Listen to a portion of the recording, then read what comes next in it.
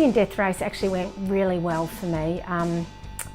I was nervous, you know, because I always get nervous before races, but this time I decided to just minimise nutrition. So instead of having lots of different bars and things to choose from and eat what I felt like, I decided I'm just eating for a race. I'm not eating necessarily for the enjoyment of food. So I basically had gels, waffles, Cliff Blocks and Stinger chews, that sort of very basic food.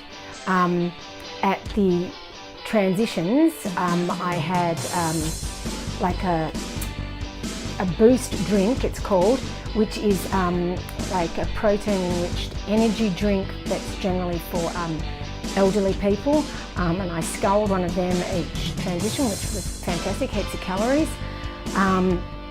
And I also had a little plastic bag of sushi to take with me, just cucumber, no fish in it obviously.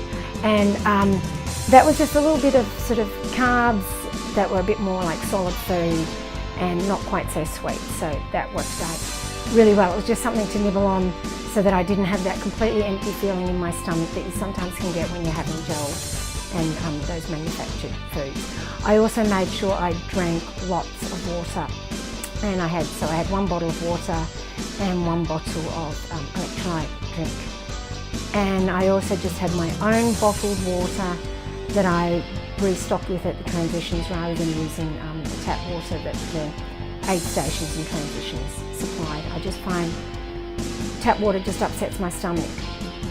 And so I just had a really good race and felt good the whole way, and yeah, and so thank goodness after Sinister that I felt good. So I finished it in 18 hours and 20 minutes and was the 5th female. So I was happy with that.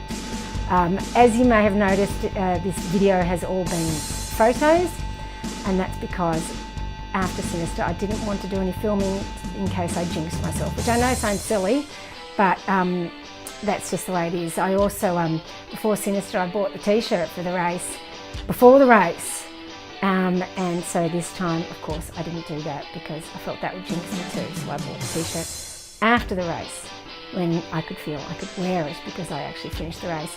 Next race is the Black Spur Ultra, 108 kilometres.